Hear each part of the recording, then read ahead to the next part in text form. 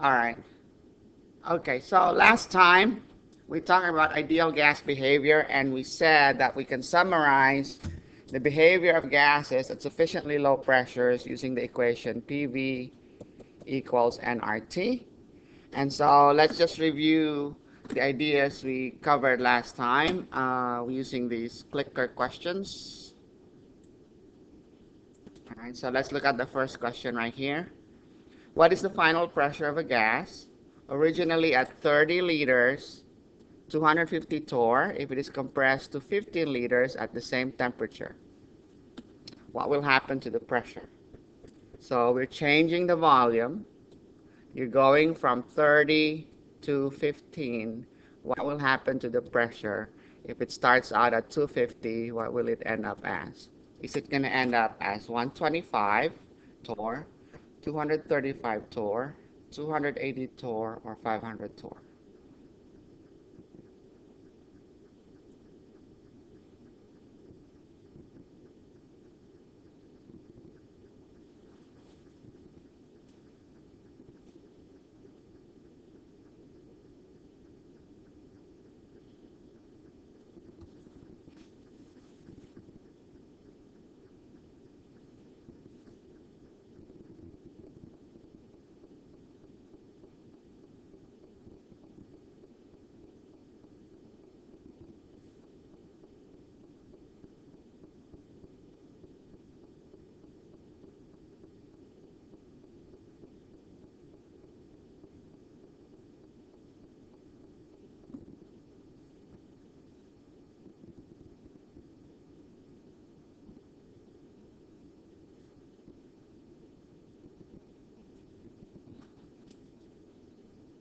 Okay, so the popular answers are B and C. Okay. All right. Pressure times volume equals nRT. Constant temperature. So this thing right here is constant. R is a constant. You have a fixed amount of gas here, so the whole thing on the right side is a constant. That means what you're dealing with here is Boyle's law. You're relating pressure and volume at constant temperature. You cut the volume in half. What should happen to the pressure? Well, if 250 is your pressure, okay, multiplied by the volume of 30, okay, that should be the same as whatever the final pressure is times the final volume, which is 15. So if you divide this by 2, in order for the product to remain the same, this has to be multiplied by 2. That's what we mean by inverse proportionality. Okay? So if your volume gets cut in half, you would expect your pressure to double. So if you double your pressure, it will double from 250 to 500 torr. Okay? So let's try another one. Pressure of a gas is tripled at constant volume. What will happen to the volume? So this is PV again equals nRT. Again, your temperature is constant, R is constant, N is constant. So the whole thing on the right is constant. So what would happen if the pressure is tripled? Okay. If I multiply this by 3, what will happen to my volume in order for the product of pressure and volume to remain constant? Is the volume tripled? Is it reduced to 1/3 of the original volume? Does it increase 9-fold, or does it decrease by 3 liters?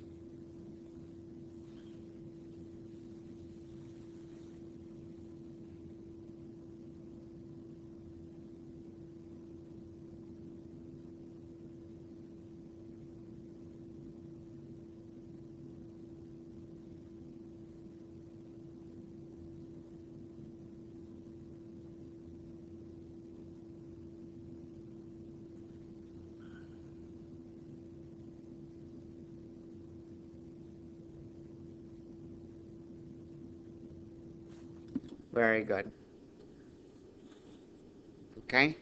That means if your pressure is multiplied by 3, then it's inverse proportion to, for the product of pressure times volume to remain the same, then the volume has to be cut to 1/3 of its original value. Very good. All right, let's look at this one. Volume of the gas decreases from 8 liters to 2 liters at constant temperature. What happens to the pressure? Okay, so this time, again, we have PV equals nRT. This time we are holding, okay, temperature constant again. Okay, so fixed temperature, fixed moles of gas. Okay, but this time your volume went from 8 liters down to 2 liters. What will happen to your pressure? Whatever this pressure is, what will happen to it? Is it going to be multiplied by 4, quadrupled? Is it going to be reduced by to a quarter of the original pressure? Will it increase by 6 atmospheres?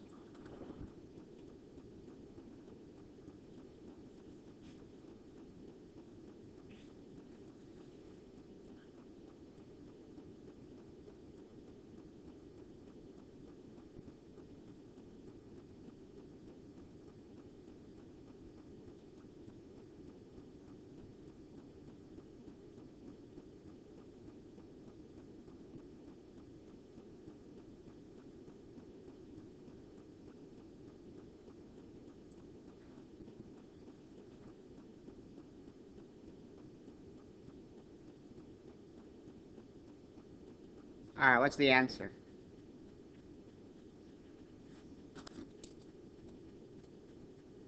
Okay. Let's see what happens here. From 8 to 2, what did we do? We divided by 4, right? So whatever the original pressure is, we don't care what it is. We know it's going to be end up being multiplied by 4. So the correct answer is quadrupled. Okay? Pressure and volume are inversely proportional. Volume goes down, pressure has to go up. So volume went down from 8 to 2, it got cut by to a quarter of its original value, then the pressure has to be 4 times bigger than its original value. All right. Let's look at PV isotherms. Remember, an isotherm, any 2 points, any point on the isotherm would represent conditions at the same temperature. So this isotherm here called T1, it's the blue curve. The red curve here is the isotherm at temperature T2. Which do you think, T1 or T2, represents a higher temperature, data at higher temperature? Is it A, T1, or B, T2? Which isotherm represents data at higher temperature? Again, you base that on the equation, PV equals nRT, okay?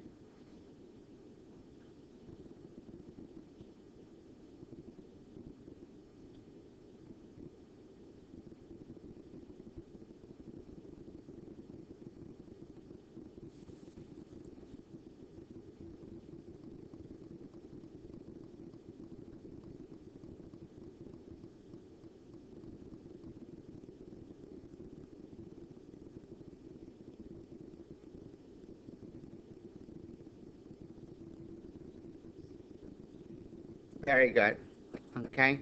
And the way you, and the way you can tell the answer for this one is you look at this one. The isotherm for this is PV equals nRT1, and for this other one, it's PV equals nRT2, okay?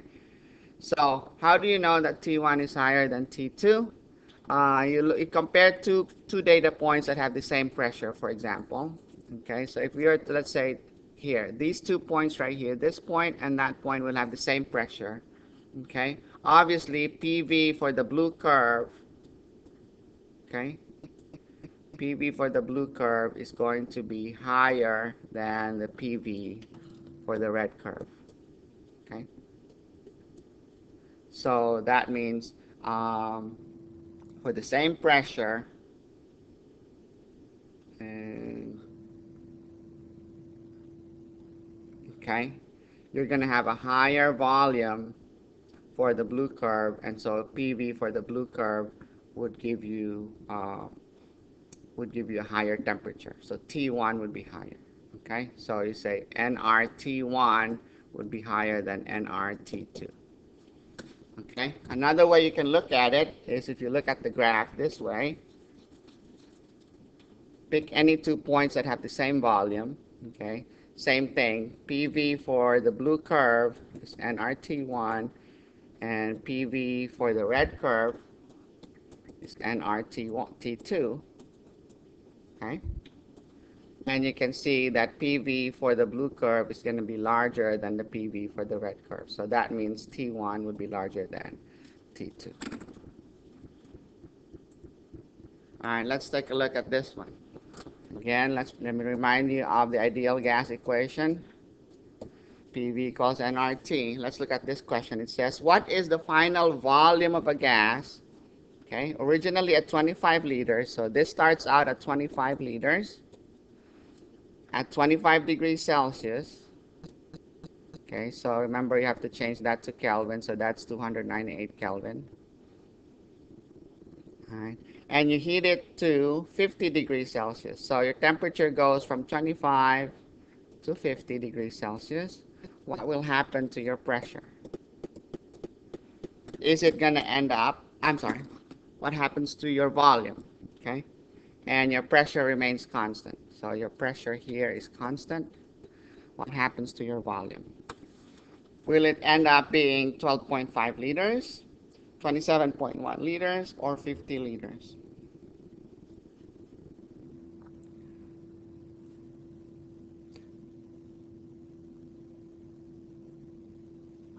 So let me give you a hint here. You're relating volume and temperature, so let me rearrange this equation. We can say that V over T equals NR over P, which is a constant. Okay, pressure here is constant, N is constant, R is a constant. So V over T is a constant. This is known as Charles's law.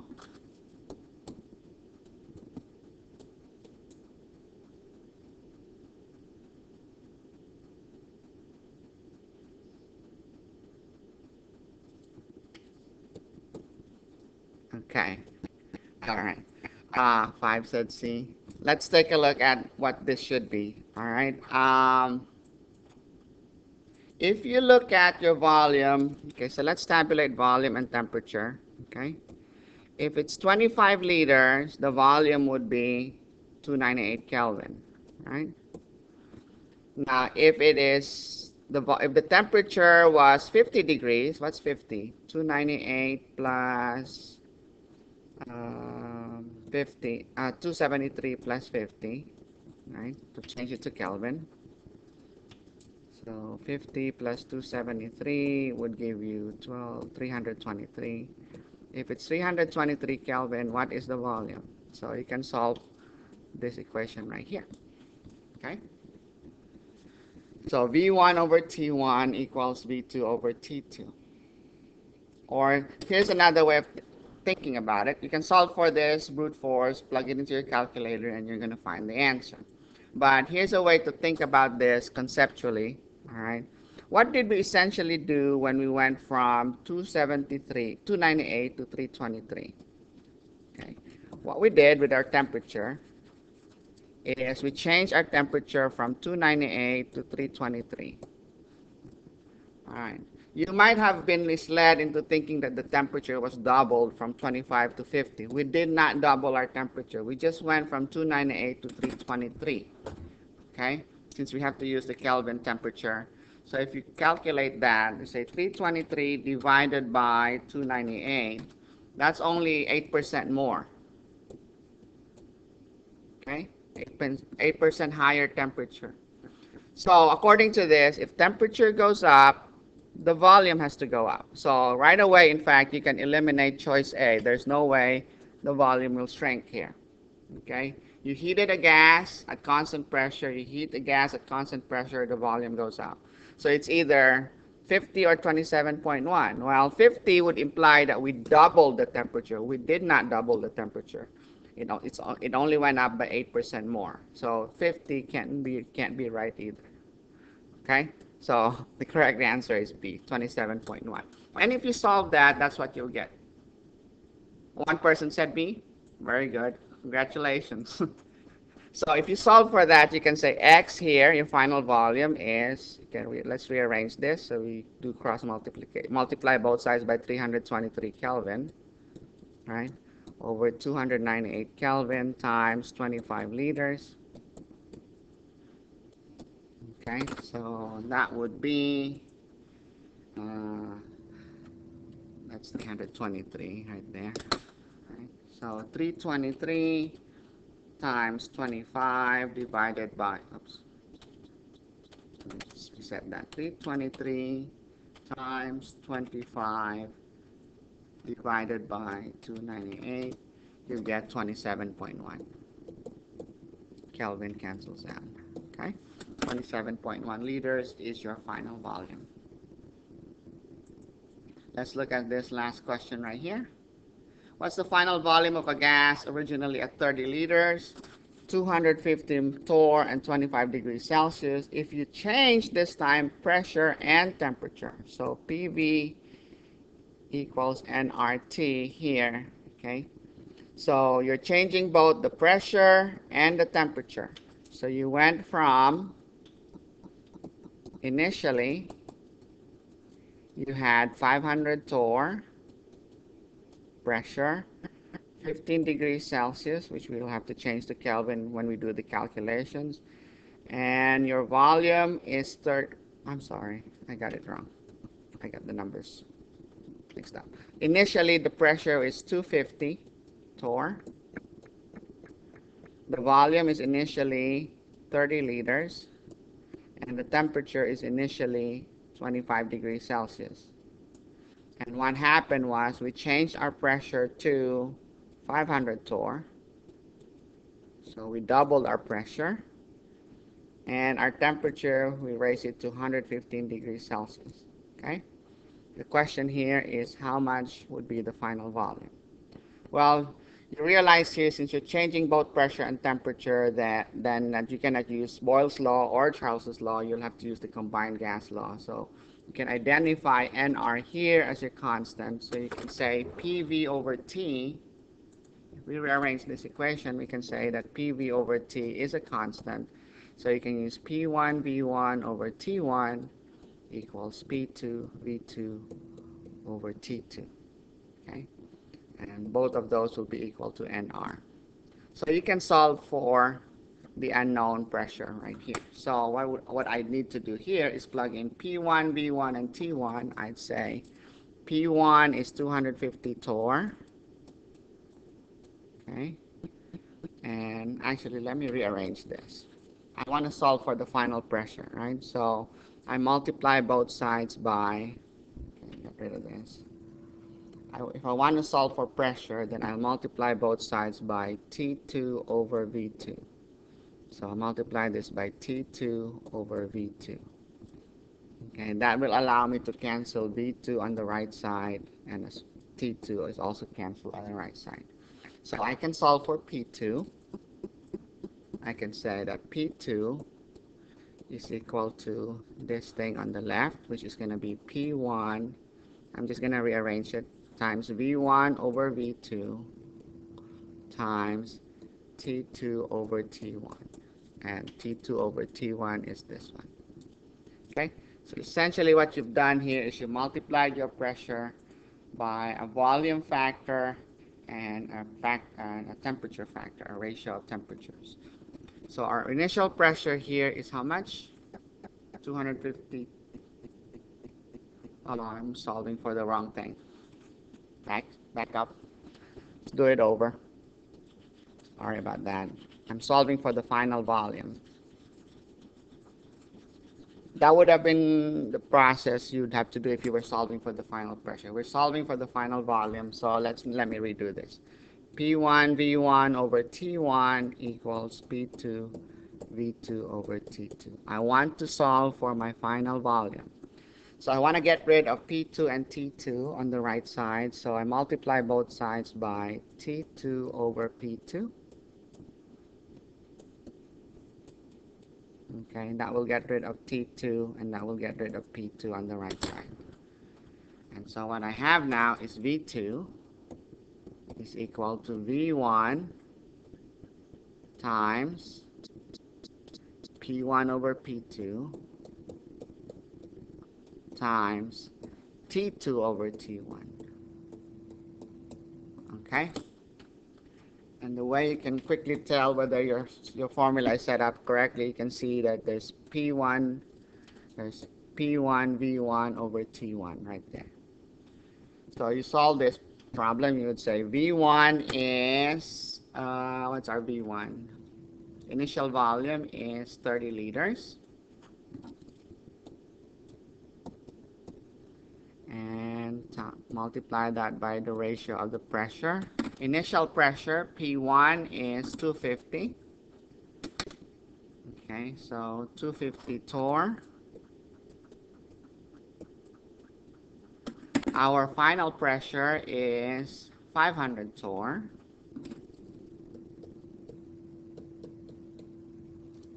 Okay, you'll notice, what have you essentially done? You've multiplied your 30 liters by 1/2, right? 250 out of 500. You double the pressure. You can see the effect of that is to reduce the volume by half.